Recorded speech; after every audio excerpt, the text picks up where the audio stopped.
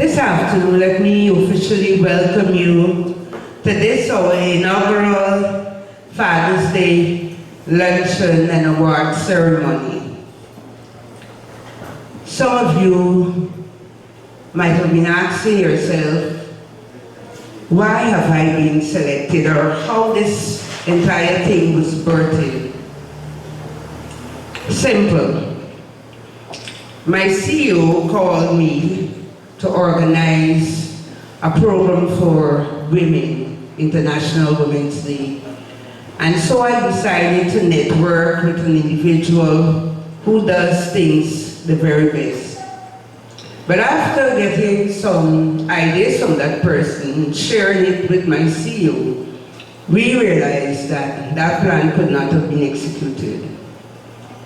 She thought that it was too much to be done in such a short time. But the ideas was good. And so I hid those ideas in my heart, and I said to myself and my business partner, who you're gonna see shortly, I said, we need to do something for males, because everything is being celebrated about women, Women's Day, Mother's Day, and men are not recognized for their efforts and their roles in the family and in the role of nation and community building. And so we put our thoughts, I called my source again, and I said, look, we're not going to do it for Women's Day, we're going to do it for Father's Day.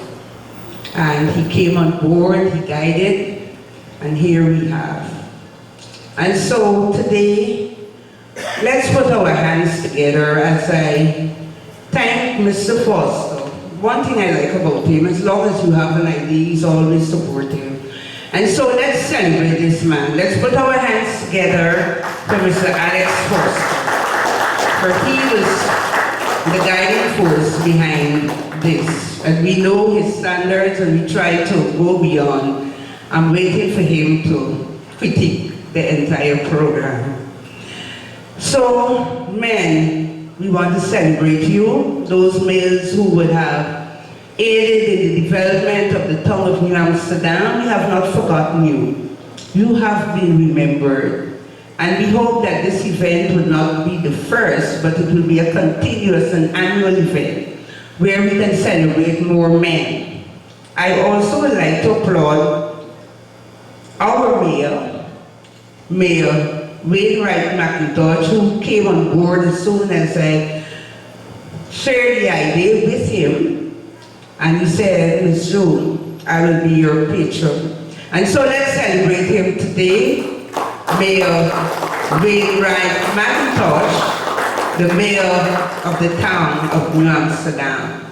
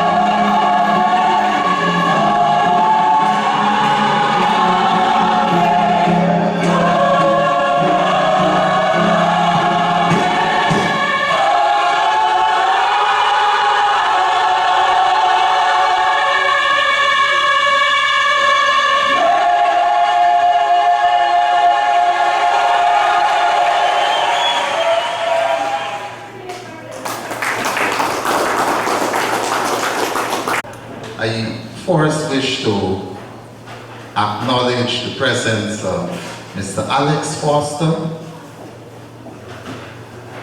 awardees. Yes, we will be awarding some outstanding fathers within the township of New Amsterdam for their illustrious and exceptional contributions towards this town of New Amsterdam in the various disciplines. Also, please permit me to acknowledge Ms. June Van Kerrick and Mr. Devon Calais for their hard work and visionary leadership within the Mayor and Town Council of New Amsterdam.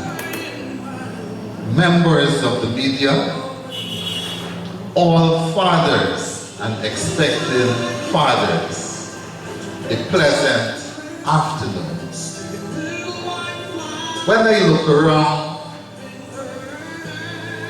it is only with a heart of gratitude and profound happiness upon arriving at today's venue for this program. Why am I happy?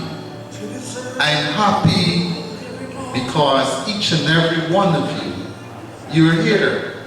You were meant to be here. Outside of today's program, I wish to note, as men, we first need to start celebrating ourselves. If it was Mother's Day or Women International Day, this auditorium, this town hall would have been filled. But given the fact that you are here, gives me hope. Yes, it gives the younger generation hope as well. Our male folks are still here, and we are here ready to contribute and to continue where our leaders and our fathers would have left off. And this is a typical example of what happens in the home. Today's reflection. Many fathers are missing in our homes today. And as a result, it leads us to conclude the unit of the family is broken. As men, we need to encourage each other to keeping on. We are here to mold and to nurture not only ourselves and our children, but those whom we come into contact with on a daily basis. Never underestimate the power of your influence as men.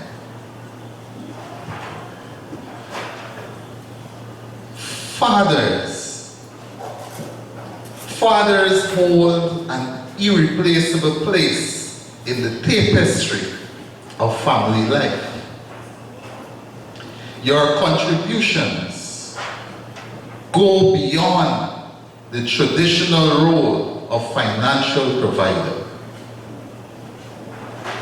They shape the emotional, psychological, and social well-being of our children. In today's evolving society, the multifaceted role of fathers is more evident than ever, highlighting your profound impact on family dynamics and child development. In contemporary society, the roles of fathers have expanded. Many fathers now share caregiving responsibilities more equally, breaking traditional gender norms and demonstrating adaptability. This evolution highlights the importance of shared parenting in promoting equality and balance within the family. The role of fathers, yes, our roles, is indispensable and multifaceted. Our influence extends far beyond the boundaries of traditional expectations, impacting every aspect of children's lives, from provider and protector to role model and nurturer. Fathers contribute to the holistic development of their children. Yes, our children, the nation's children. Yes, we contribute to that holistic development and the overall health of the family unit. As society continues to evolve,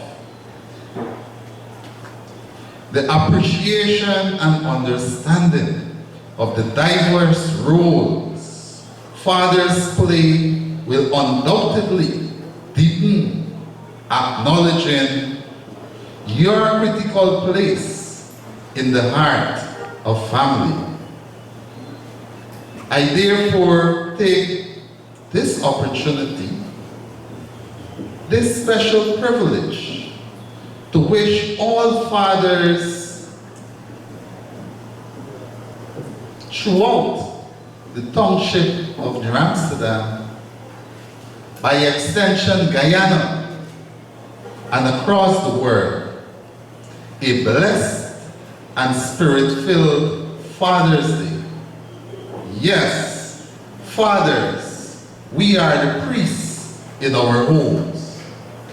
I pray that you maintain the life of a pure priest and a godly example in your homes. May you prosper spiritually, physically, mentally, and emotionally. May your children, our wives, and our entire household enjoy long life with you. Keep connected to the Father above, our Lord and Savior, Jesus Christ. In Proverbs 27, and I wish to quote in closing, the righteous lead blameless lives. Blessed are their children after them. Happy Father's Day to you all. When I am down and oh my soul so weary, when troubles come and my heart burdened be, when I am still and wait here in the silence until you come and sit a while with me. You raise me up so I can stand on mountains. You raise me up to walk on stormy seas. I am strong when I am old. You raise me up to more than I can be. There is no light without destruction. Then each troubled heart beats so imperfectly. But when you come, I feel with laughter. Sometimes I feel I glimpse eternity. You raise me up so I can stand on mountains. You raise me up to walk on stormy seas. I am strong when I'm on your shoulders. You raise me up to more than I can be. You raise me up to more than I can be. Thank you. Good afternoon, fathers, this worship leader here, and a speaker, all special invitees. When Yvonne and Sister June here might be there and tell me that they would like me to be here in this program, I was wondering what it's all about because, I mean, I can't remember the last time there was something like this where fathers are basically honored for their good work and for their life and the legacy that they have left behind. I was in a program last month in a city where a group of young men had a very good initiative and decided to honor the spiritual fathers in our nation. That was amazing.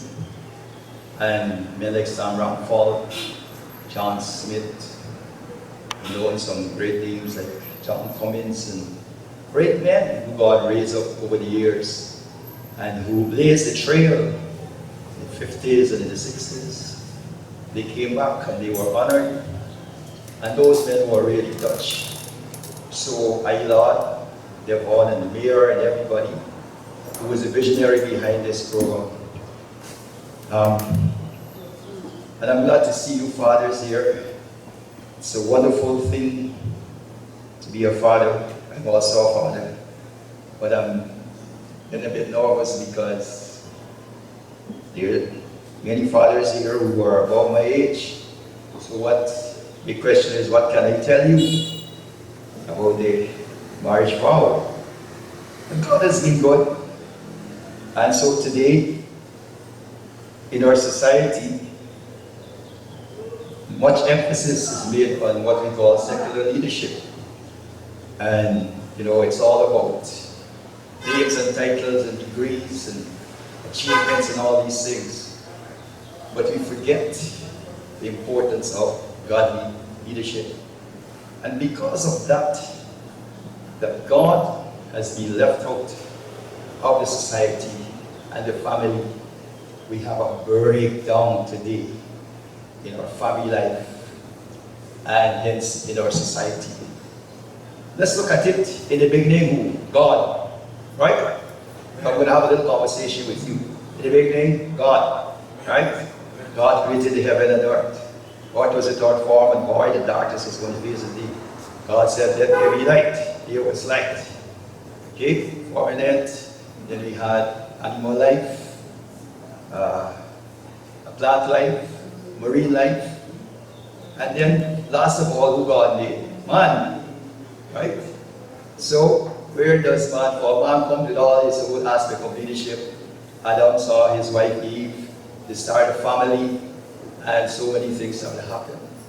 But we have to go back to what the blueprint really is. That is godly leadership. And I want to stress the fact again that there is a breakdown in the family. God instituted at that time a very important unit which was the family. The order of God is husband, wife, children.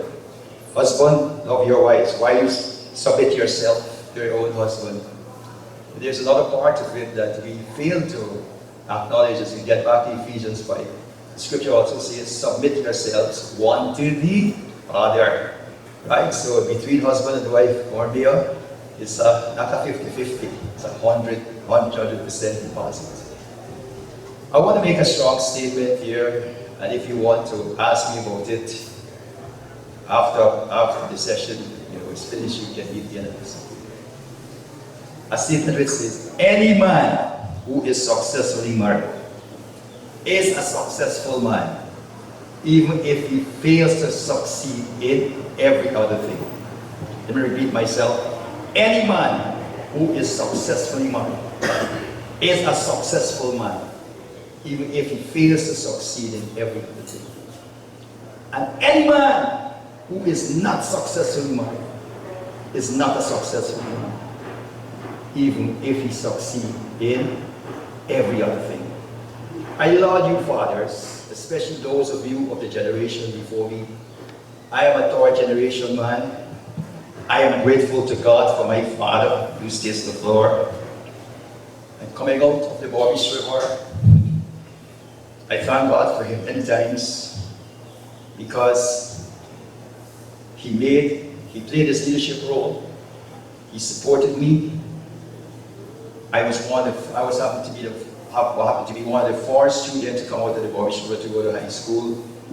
Went to North Secondary and then to Youngstown Multilateral in 1976. But he took responsibility not only for myself alone, for my siblings, but he set a very, very, very good example of leadership. It doesn't matter where you come from, what background you come from. When you understand what godliness is all about, it is very, very important. And so, fathers, like I said, I laud you who have served faithfully, take hold of your family, played a very important role in society, bringing order, providing leadership and direction. But I have a question for you today. A very, very, very important question.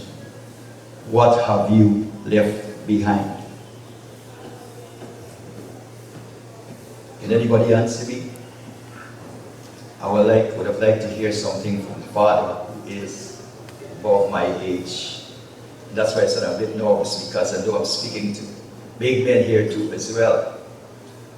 What have you left behind?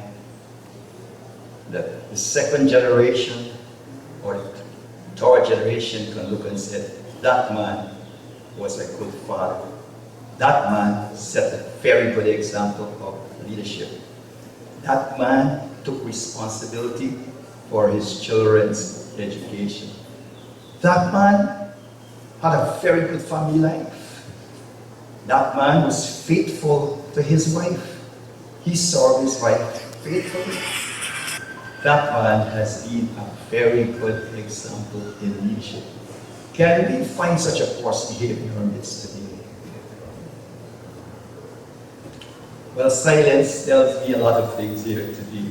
You see, Corbeil, you invited me to come here. Welcome with these principles of fatherhood and leadership is a very serious thing. I'm saying this here. Our nation is making a lot of emphasis on leadership. And the whole issue, I know it's about, I can tell you, names and titles and achievements and all these things. But where is the godly influence in our nation? Oh my, I shouted too much, I showed up the balloon there. My friends, I don't plan to be long, I said I just want to have a little conversation with you, right? It first starts in the home. I was preaching, I'm not going to preach. I preached my Father's Day message in the church. I was talking to the men about 45 your stronghold, mighty, because your family and your home is a godly stronghold. And so we have to understand, look at it, what is happening. We do so many things, like was said before, if this was a women's activity, this place would have been filled. But here is the challenge. Where are the men? Where are the fathers today? They are everywhere, but not in the church. They are everywhere, but not in a program like this here today. Check the board, men in the morning. They are filled with men. Check ungodly places. They're here, but let me say this important aspect of leadership, which goes beyond you and I. Goes down to the next generation and the next generation, generation, that will save a generation, that will save a nation. You do not see emphasis like that. I remember when my kids were there at Malti, and I was there with them. You're looking at somebody here who took responsibility for the children's education from nursery to tertiary. I was there with them. As much, my son learned to ride bicycle in school, because I used to take them every day, from beginning to the end. And when the PTA would call, Sir Vicky will tell you that he came after, but when it will be time for the PTA, I look around, I see a few men. It was a lonely life. I stood there all by myself many times, facing the ungodliness, facing, what was not right. I was taken to the police station unjustly, because I stood up for truth, righteousness, and justice. But friends, I have one thing about me. What you entertain, you will have to sustain. What you accept, you will have to live with. What you cannot confront, you cannot change. The ultimate measure of any man is not where he stands in the times of convenience, but where he stands in the times of challenges. That is a famous quote made by Martin Luther King when he was talking about man and manhood. I had the opportunity of taking my executive to the United States, and one of the female on the Washington Mall took her fingers and she traced those words carved in the monument which commemorate Martin Luther King's achievement to the world. And she was reading it. The ultimate measure of a man is not where he stands in the times of convenience. And as she was reading it, I started to cry. Why? Because I taught her that for years. But it was the first time that she was catching the true meaning and importance of those words. Pastor said it is difficult for him to speak when he was speaking. Pastor, you can imagine my situation right now with so many speakers before me who articulated most of the things that I've written down to talk about. But let's see where we will go. In the words of Martin Luther King, where I stand now will define what I'm about to do. I would like to draw from my own experience. Not being a biological father was one of not the things that I'm proud of in this world. But I'm comforted by the fact that Scripture said some of us were burned to be this way. All of us came in this world for different purposes. And all of us, when I am in public and I say that I am not a father, the people around me will jump down and say to me, you are more than a father to me than any father would have been in my life. When I talk about fatherhood, therefore, I would like to be controversial, because I am in my daily existence. If we are to sum it up, we can say this: some boys remain boys all the days of their lives and do not take responsibility. Some of them will grow up and look like men but operate like boys. The one that I love is that some of them are just sperm's donor, which my biological father was, because to date I have never seen him. He have never given me a word of advice. I don't know if he is alive, if he is dead, because nothing was ever mentioned about him. Yet, 56 years after, I am still standing. And then I would normally say to my close friends, thank God he was not in my life. Because if he was, I would have been a different what? I would have been a totally different person. Some men become father on paper. Some men are single parent. And when I heard about the earlier speaker who said he was a father of 9, I sat down there and I smiled. And I said, 9, you have to be covetous. Or you have to like the process that make 9 children. You pick the one. Some men grew up to become role models. But for me, men should be all of the above.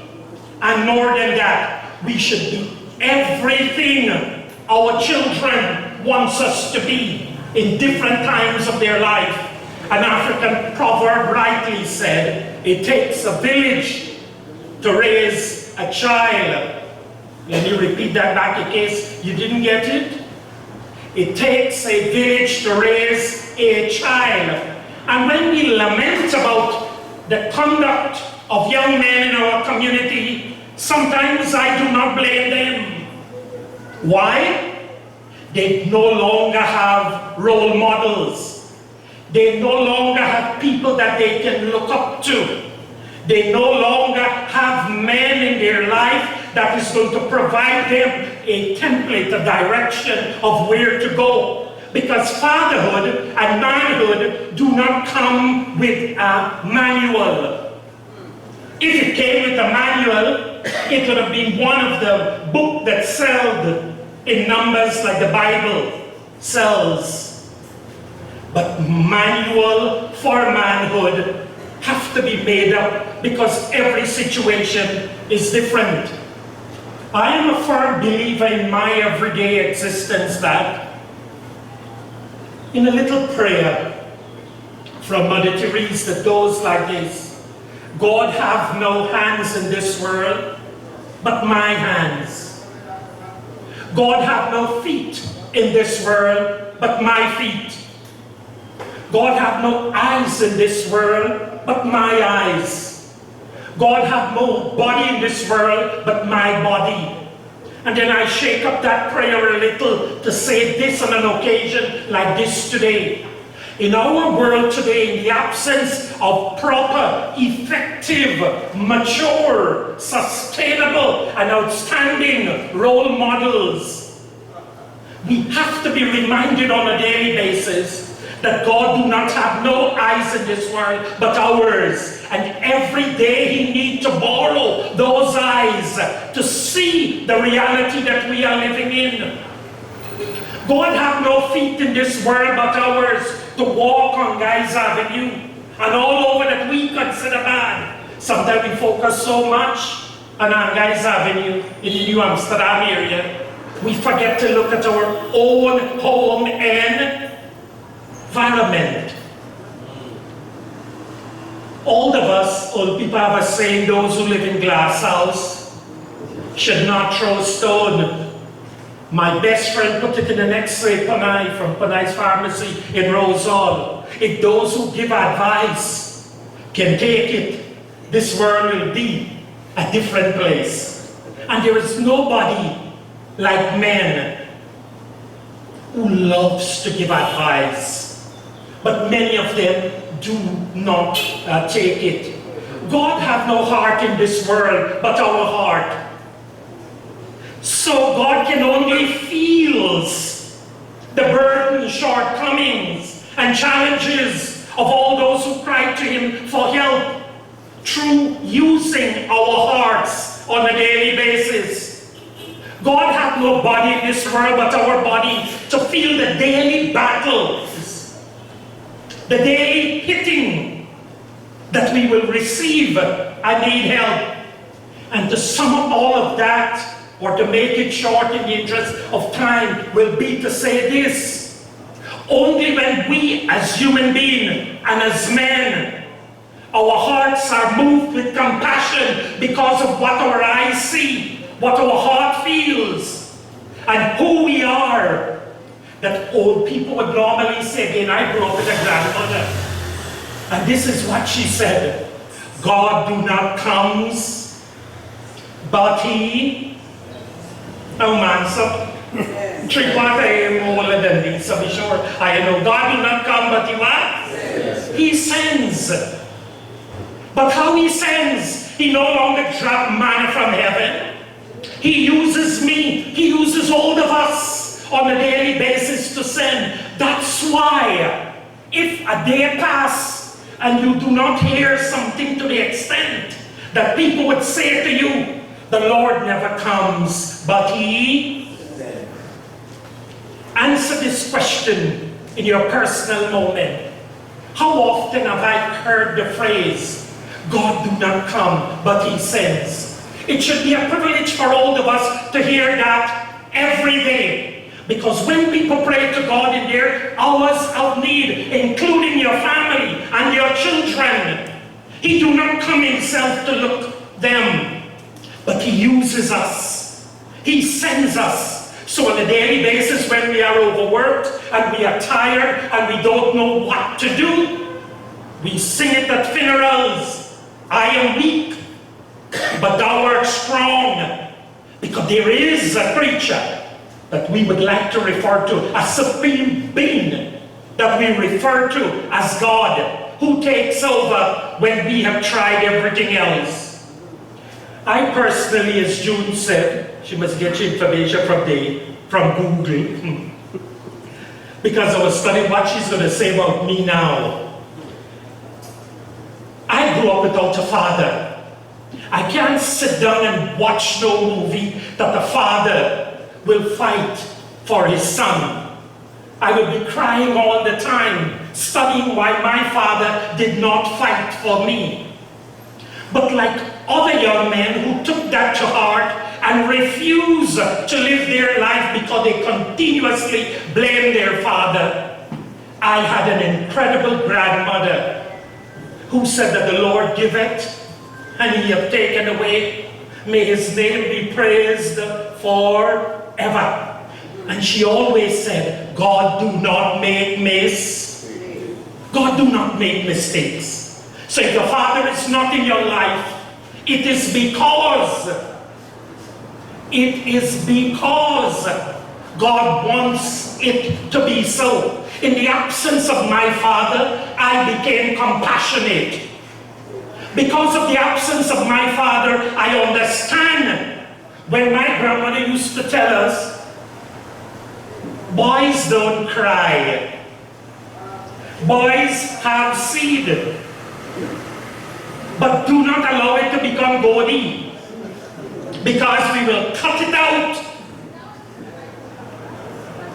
My grandmother said to me always, and I would like to share that with you, God do not make a mistake.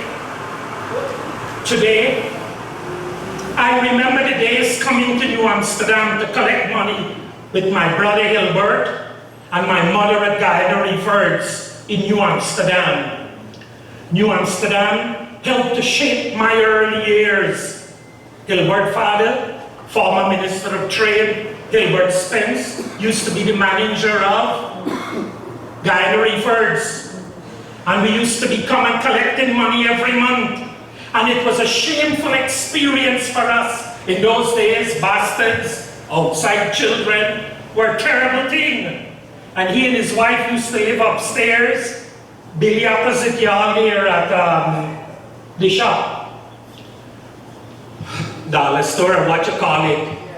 And every time we passed there, myself and Hilbert had to be hiding, because the lady would throw hint at us. And we used to walk through Guyana Rivers, going up to the back of the building for our lady to collect the money. And she would collect the money. And then we would leave, but you could have seen the whole town in the store pointing at us and whispering. That's why today I don't have no shame, none at all.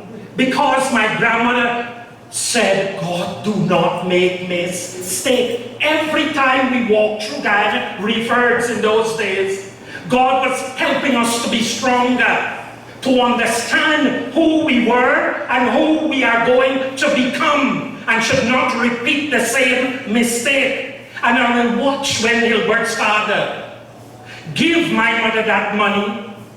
The said weekend he will bring all his friends, and they would sit down and eat and drink.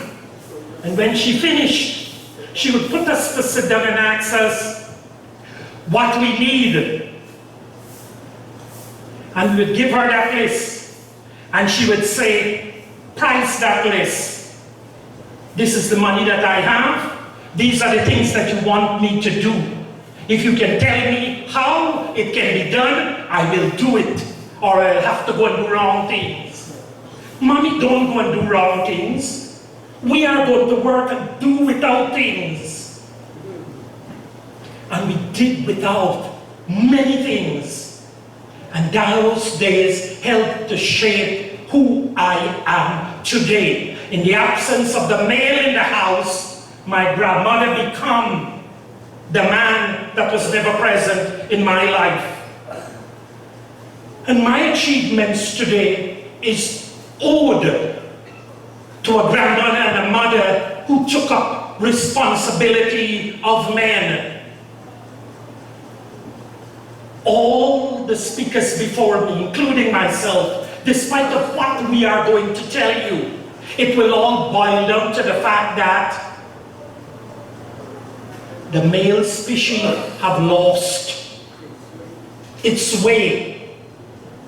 I advise June that she needs to, and the mayor, have monthly sessions in the town in an informal manner, and allow the few successful men among us to share their experiences, their trials, their tribulations, their success, their highlights, so that they can be able to inspire the younger ones. The young man that came with me is one of my friend's son. A day, the mother and the father had a problem, and he picked up the phone and he said to me, Uncle Alex, come and help out. Daddy and Mommy at war. And I went up there, put them to sit like I would normally do, and talk to them. It took some time out of my life, but the son, since that day, had never become closer.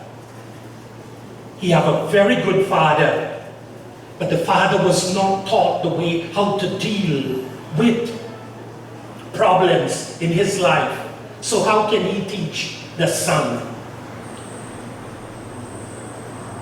At the Felix Austin Training Center today, that's at Adventure, the police academy, I have the opportunity to interact with young men there who attends the college.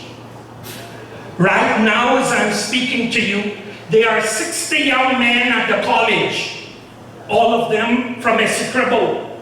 Most of them are from the Amerindian descendant. And myself and the commander went to talk to them last week, Friday night. And I said to them, I want to hear all the problems that you encountered in the last week.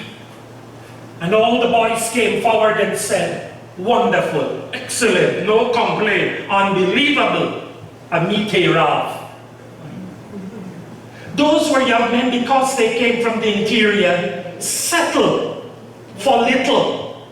My philosophy in life is, good is the enemy of being great. Good is the enemy of being fantastic. Good is the enemy of being out of this world. Good is going to prevent anybody from rising up to live out their true potential. One great writer said, if we want God to laugh, have a good belly for laugh. Tell him what each of us plan for our life in the future. And he will laugh. Why he would laugh? Because nothing that you say makes any what? A sense. He knows what's going to happen to your life. He have written your destiny even before you were created. I recognized that years ago, and I decided to stop fighting it and just move with the tides, as long as I am guaranteed that the tides are coming with God pushing it. I was telling those young men, you have to rise above your human limitation. And I give them the story of one of the most powerful men in the world because of belief in himself and because of grandparents. This young man in the United States of America, mother came from Republican America, redneck America, in the center of the United States, Ohio. And then they had a daughter, and she was very adventurous, and she moved to Hawaii to study. At the university in Hawaii, she met this white girl, met a black guy from Kenya. He was charming, highly educated, and was everything she dreamt about in a husband. They got married. She gave birth to a son. And when that son was very young, about 7, 8 years of age, the Kenyan disappeared and went back to Kenya. He was left with a single mother, white single mother, with a mixed son. Didn't know what to do with him. The grandmother and grandfather moved to Hawaii, kind of couldn't have get the little son in redneck America. And they lived there and took care of him, and the mother moved on with her life and married and moved to Indonesia. And she married a Muslim guy who started to control her life and took away her rights. And she said, this is craziness. She had a daughter with him. They separated. She moved back to the States and she raised the children. That young man started to do community work as he was trying to mend his broken heart by giving back to a community of Illinois, Chicago that helped him. And he started to work with young people. And he did everything for them that wasn't done for him. And he attended Howard University, excelled, and he was placed to work with a woman who became his boss, who at that time was more educated than him, because she was experienced, a lawyer. And she taught him the work. And he went home by her for dinner one evening. And her mother treated him like the son she never had. And her father opened up their home to him. And he felt a part of that family, just like me. When I went to Edward to my wife's house for the first time, it was the first time a man hugged me. Pat Wade, 35 years ago, and said to me, son, welcome to the family. At that moment, I was in love with his daughter. I said I will marry his daughter. Because I never felt the love of a man in my life until that moment. The young man that I was referring to get married to his boss, and he grew up to become the most powerful man in the whole world. Name by now, you should get it. President, former President of the United States of America, President Barack Obama. He did it without the male influence, but he did it because he had strong women who had to play a double role. And if he could have run for president, he'd have run and win again. That's how good he happens to be, because he understood the message that all young men need to be nurtured. Nurtured in a manner that they can respond to the world. One great writer said, I might not be able to raise my children up to deal with the world that we are living in, but I can give them the necessary tools that when situation confront them, they will be able to respond in time. Obama never ever was sorry for his past. I personally also is not sorry for my past. Only thing that I have to say about that today is that all the men in this room needs to work a little harder, shine a little brighter. You are that city on top of a hill that cannot be hidden, and you need to shine for all those who are wobbling in the valley, to have something to move in the direction of. Earlier when I saw the empty seats, I said, the harvest is rich, O Lord, but the laborers are few. As the hours grow, I borrow those words to say, the harvest is getting richer and richer, but the harvesters are getting fewer and fewer. Therefore, the demands on the few become greater and greater. In the words of Bob Marley, he rightfully puts it when he said, to educate is to emancipate. To educate is to emancipate. We can do everything that we want for our children and those who consider to be our children. If we give them an education, we give them a world that is beyond our human imagination. If we give children education, we give them options.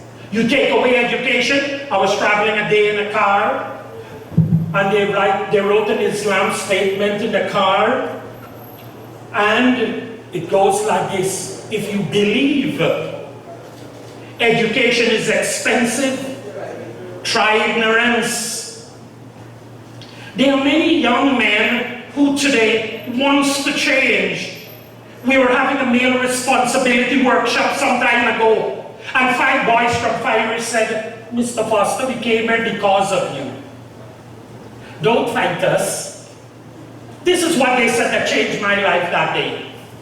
They said to me, every morning we get up and we look north, east, west, or south, all we see is hopelessness, hopelessness, hopelessness, hopelessness, poverty, poverty, poverty, poverty, no sense of direction. Yet, we are here. We are here because we want to be better than who we are.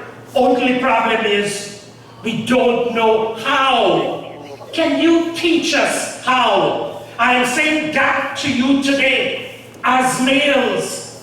Because according to the world today, a male is defined as an instrument hanging on us, and are believed to be arrogant. Anytime you go on Facebook or any of the social media, I don't go on them. I don't know how to get on them. The things that get hits, the things that become popular. Oh, no, we cannot all of a sudden don't go by social media. Lawlessness, vulgarity, and everything that are against good norms. A man would live his whole life, 50 years, fantastic, without one spot. And then he does something wrong, and we do not find out what he did wrong. I stepped forward because I was thinking about doing a simple exercise. I am certain if I said to you, let us go around the room and say something good about somebody, a male, here what will be the answer? I don't know him so well, so can't tell you. Nasa? Hello, Nasa? Are we going to say, he's a good man? Are we finished? But let me hear that the man in some bad situation, he finds himself with some problem. We will spend hours running down that man. How we get to know him all of a sudden, I don't know. Who, he the Alex? He's a thief. How you know you're a thief? And you didn't know he was a good man just now? Because as human beings, it is easier to pull down than to build up. We need to create a new culture where we celebrate honesty, where we celebrate manhood in a manner that it is recorded in scriptures, in the Bhagavad Gita, in the Holy Quran, or whatsoever we believe in. When Jesus was asked, how many times must we forgive a person? He said 7 times 70, and when it's done, start all over again. Even Jesus knows, knew at that time and know today, that we're doing bad. And we should be forgiven more than once. But when men are to judge you, a lot of you are surprised about the ceremony today. But Mahatma Gandhi said, for those situations to change, we must become the change that we want to see in this world. Instead of lamenting and complaining about it, change it. Billy was singing a song that I like very much. You Raise Me Up. When I'm not hearing the instrumental starting at the back there, I said, okay, this is going to be bad for Billy, because that sounds hard to sing. But Billy struck an average, and he pulled that song with great feelings and meaning. Billy is a young man who a lot of young men should take pages out of his book. But we in New Amsterdam or in this region do not celebrate him. They don't know his Billy. Let Billy do one wrong thing. He become the most popular boy in Guyana. Because all will be wiped out. That's why people, young men, do not strive to be better. Those 5 boys from Irish said to me, Mr. Foster, let us stay where we are. Because when you get up in life, and you fall from life, the punishment is 10 times more. And I said to them, explain. He said, Billy, one of them said, you believe me able to get rich, get car, get big fancy house, get everything, and then lose all and that to go and live on the streets? No, punish more. You better me stay just the way I happen to be. Then I wouldn't have nothing to remember. A black boy from Irish, because he hadn't seen no black man in Irish excel.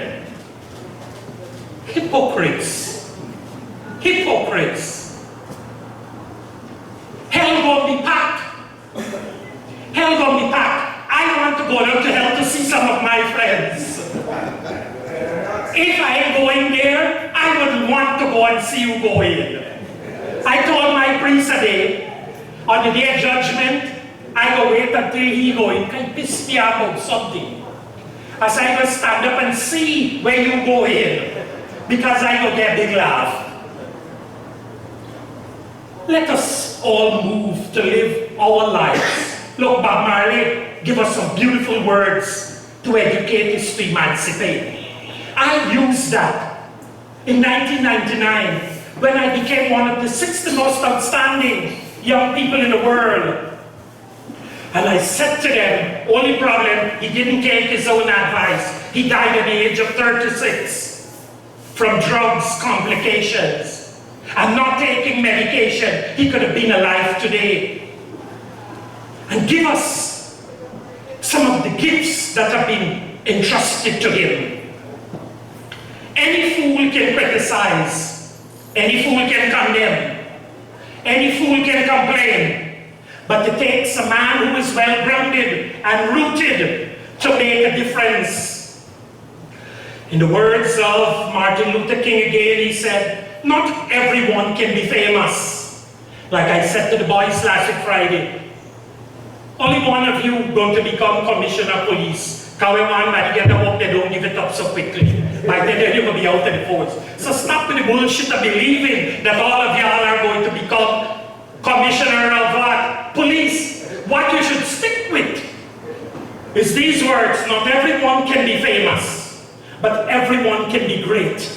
Because greatness is a feelings that you receive on a daily basis by giving service to others. So when you become a policeman, give service every day and feel great about yourself every day.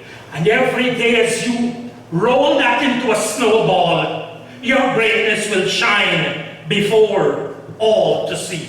Children make mistakes. Young people always want more in life. Adults believe that they know it all. When we get old, mash up and beat up and weak, and then we recognize that there is a God, we try to keep it all. We don't want to lose anything. And as I put in, when we become a pensioner, we regret our whole life and wish that we can have a start over. You see, behind every successful man, I'm sure all of you are completing the statement. Behind every successful man is a woman. That is what y'all thinking about, right? Not for me. Behind every successful man is a pack of haters. People who want you to be unhappy as they are. The problem in Amsterdam and all over the world is that we do not prepare our men how to deal with success. If you miss it, let me repeat it. We do not prepare our young men how to deal with what? Success. So when they get it, the first thing they do is buy a car. Second thing they do is to change their wives. 3, they change their friends. And 4, they become very arrogant because they knows it all. And the list goes on. If you want to reveal a young man's character, give him money, which will lead to power. And the way that he believes, as Obama said, power reveals who you are. My advice, therefore, will be today that when education and experience meets at the crossroad, sometimes education has to give way for experience. Because he who lays the egg feels the pain. In the words of President Obama, he said this: there is nothing. 8 persons will be honored today. We will call them extraordinary because they are different from us. But what President Obama said, there is only one difference between ordinary and extraordinary. There is only one thing, one word, that separate ordinary from extraordinary. And that word is what June just whispered here, extra.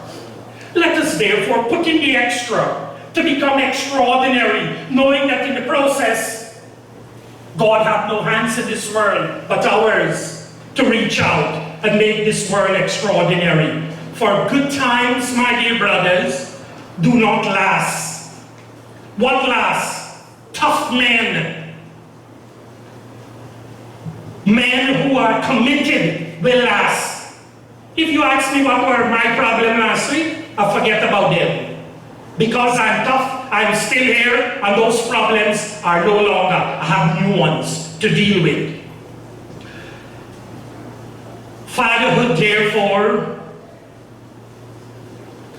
should be summed up as a responsibility we have to teach our children the following. 1, without commitment, we must never start doing anything.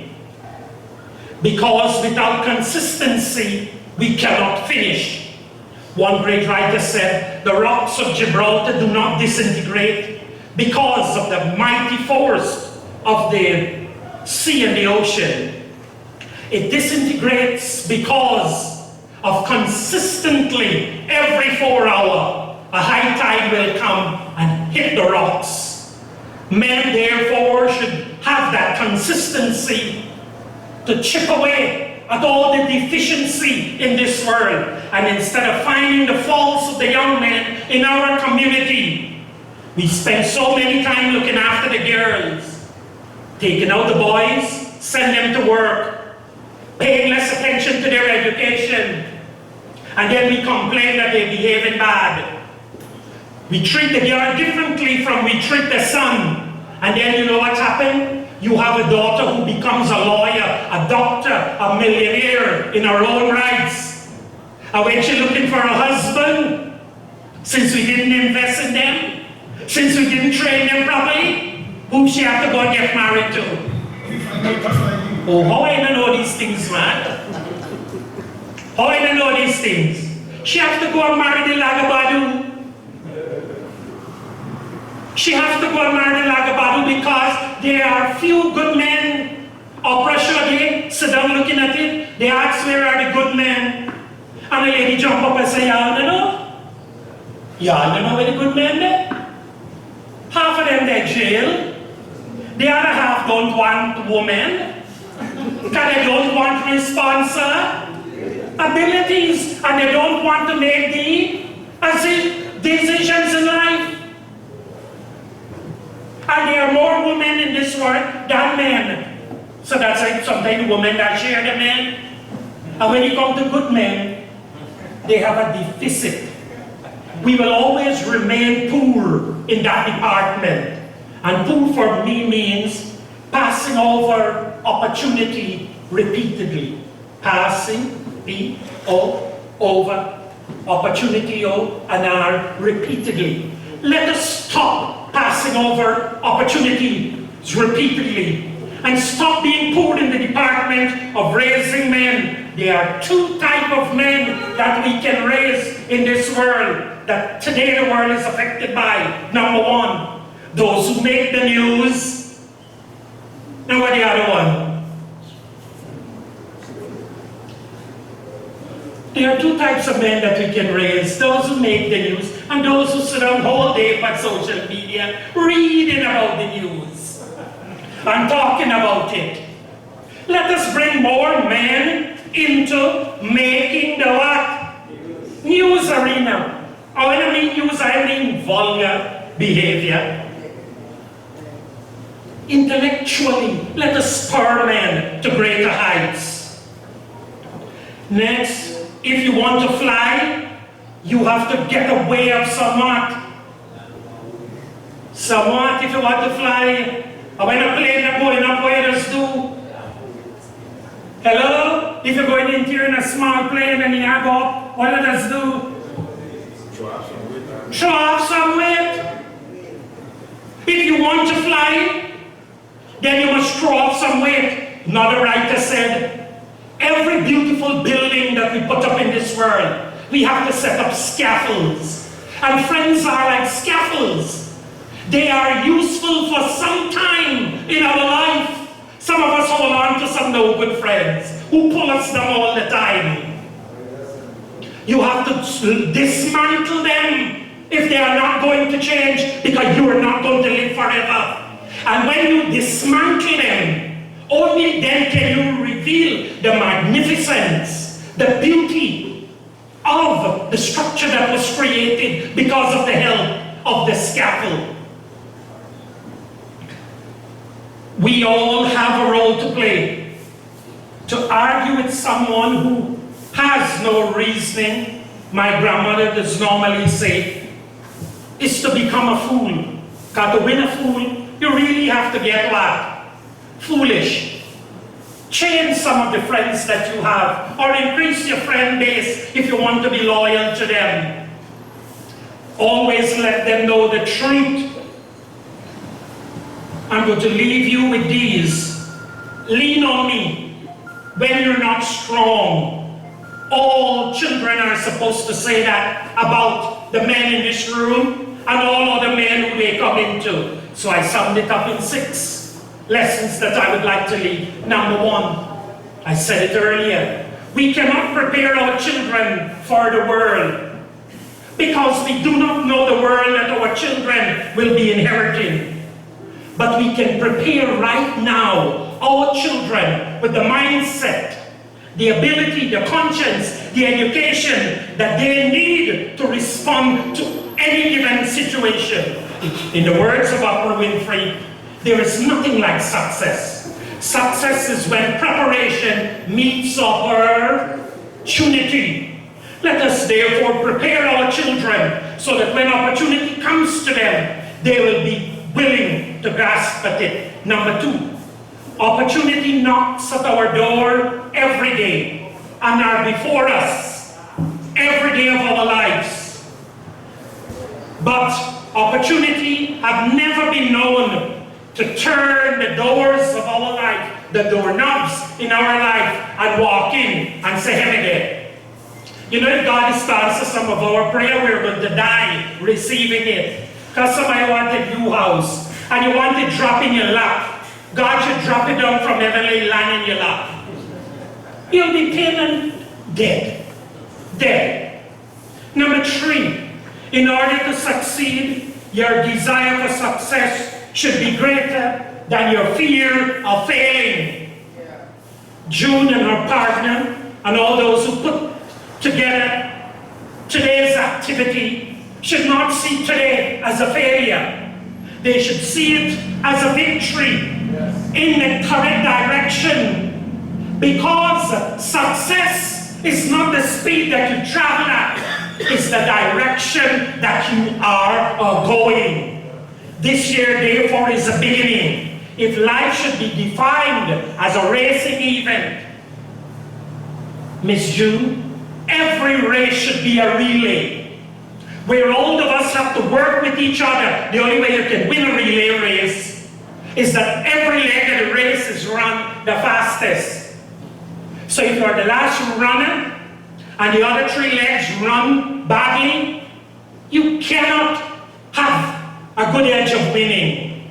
In a relay race, all of us have to run the fastest that we can, so that the team will be successful in the end. Number 4, I learned that courage, the words of Nelson Mandela, I learned that courage was not the absence of fear, but the triumph over it. A brave man is he who is not afraid to conquer his fear. This is what Nelson Mandela said privately also to his friends. I spent 28 years in jail. A bus break and I suffered the stripping of my humanity. 28 years. But I couldn't have spent 28 years in a marriage when I came out of jail. 28 years in jail, but couldn't have lasted out 28 minutes with Winnie Mandela when he came out of jail. He was saying that marriage is more difficult than 28 years in jail. Our young men need to be taught of stop being child fathers and becoming husbands, fathers, role models, and everything their children dream about being. Number 6, I must reach higher. If just one moment in time to touch the sky, I must be stronger with my spirit put to the test. I would reach higher. Someday I will be remembered when I am able to touch the stars. It will be bad for me to say, in closing, that when I went home to ask for my wife to my father-in-law, who was the pandit at the Edmore Temple at the time, he said to me, "Young man, I know you very well, but I want you to make me one promise before I give my commitment, and that is, our Hindu custom tells us, action thy duty, reward not thy concern. And each generation should be better from the one from which they came from. I am better than my father. My sons and daughter is better than me. All my grandchildren, therefore, should be better than my children." When an Indian child goes to their Indian family for help, if they don't know what is a laptop, they try to get it for them. They got a black father.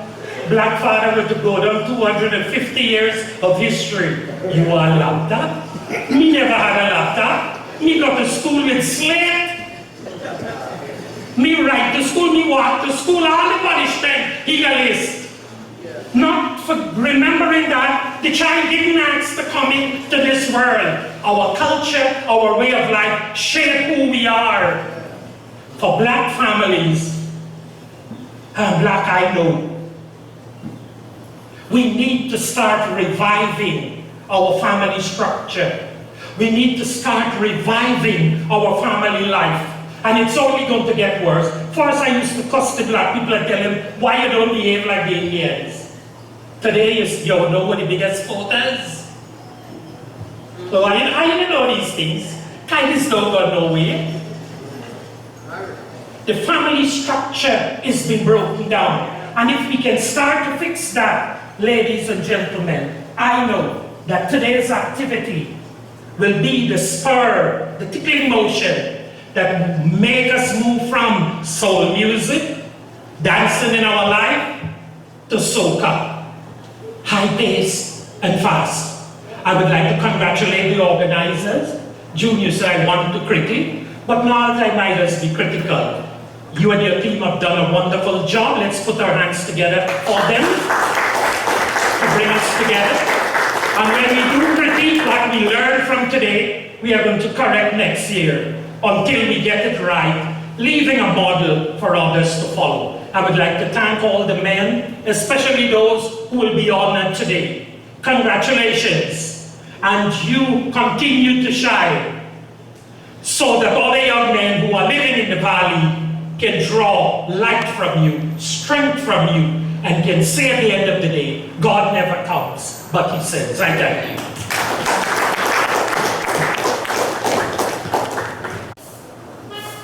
Mr. Ranford Cham, for his contribution in the field of education in Amsterdam. Happy Father's Day, Father the fathers to be. I did 25 years, 2 years working at a private firm and 35 years in teaching profession, of which 14 was at a community college school, 13 at a community high school where I taught mathematics, science and agri-science, and 12 years at a primary school. I did 6 years voluntary service with a government school and 9 years of private school doing voluntary service. Thank you. And as that award is being given, we will call Mr. Lincoln Williams. 66. When I arrived here, I had a conversation with my friend Doc. Doc told me as we conversate, he said that he liked the field of music, but he get patient. I said, Doc, music is persistence. Likewise me now, in the year 1966, I started with a man by the name of Alfonso. He asked me to fetch some steel band from Trinity Street to Pike Street. But then after concluding, we formed the band. But then, when we started play, I couldn't play nothing. And my fellow colleagues them started laughing at me.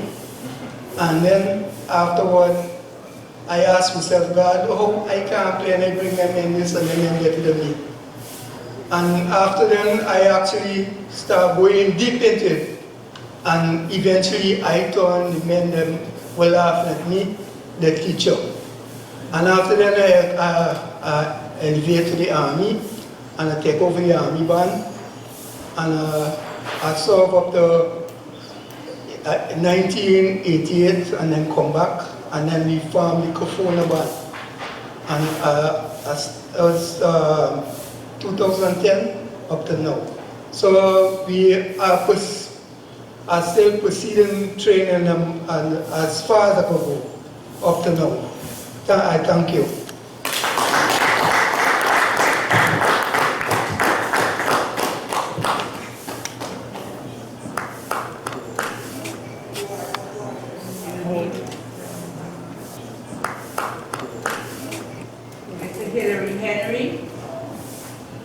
Mr. Hilary Henry, one of our awardees who's instrumental in training our young men in trade and technical training.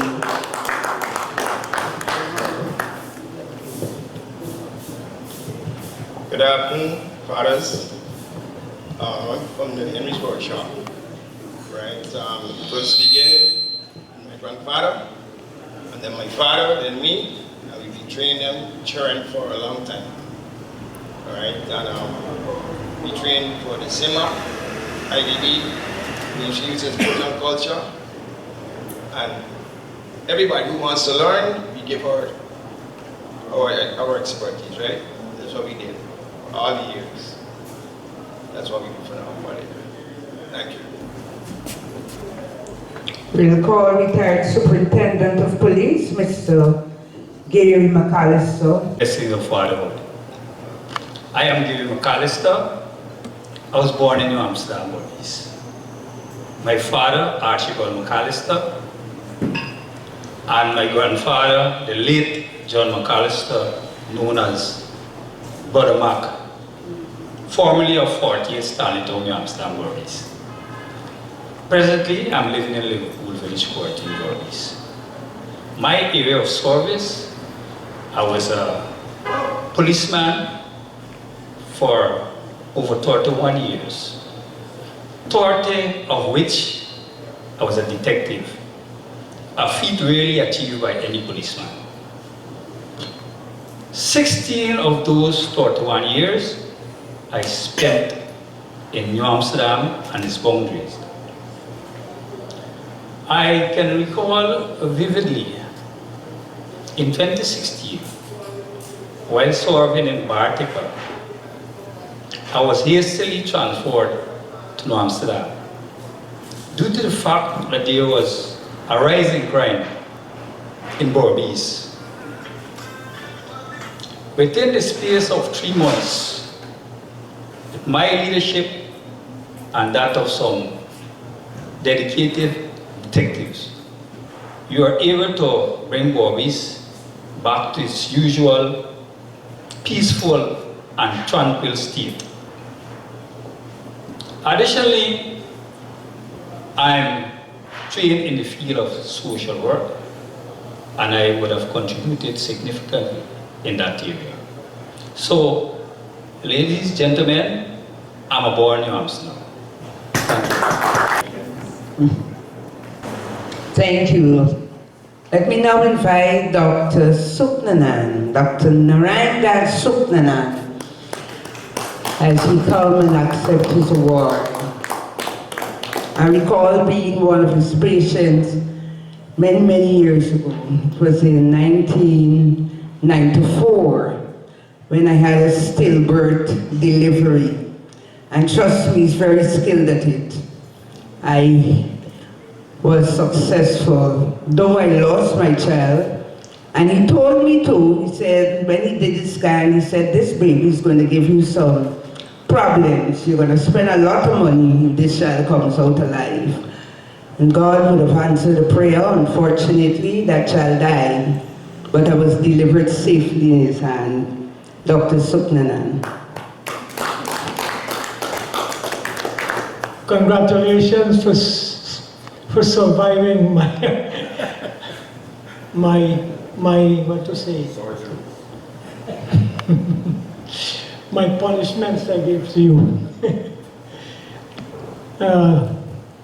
Honorable Mayor, invitees, honorable guest speaker, my good friend, I'm pleasantly surprised actually when the young man brought an invitation to me and said, you have to present yourself here on Sunday for an honor, collect your gift. I said, what kind of gift, man? He said, you have to come, you have to come. And he came back to me yesterday and said, don't forget, you have to come. My mother wants to see you because my mother said, you saved her from maybe her life. I want to thank you for recognizing me as an honorable citizen of Bridgetown. And all I can tell you, I worked under very difficult conditions and gave my best that I can. Thank you very much. And I would like to just introduce you to my son, Dr. Michael Suknanan, who is going to take over my practice And in about the next 2 weeks, will be appointed consultant obstetrician and gynecologist at the New Amsterdam Hospital.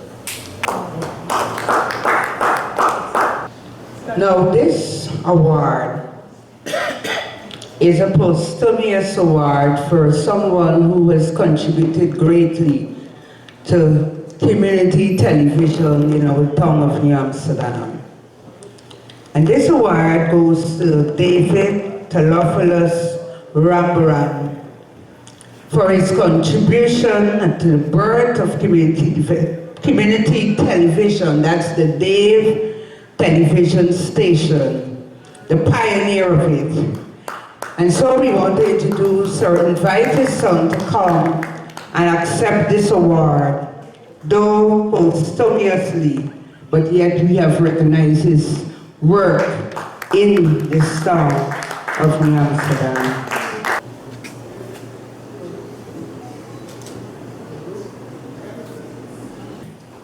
As we present this token to show our appreciation for his hard work in community development in Region 6.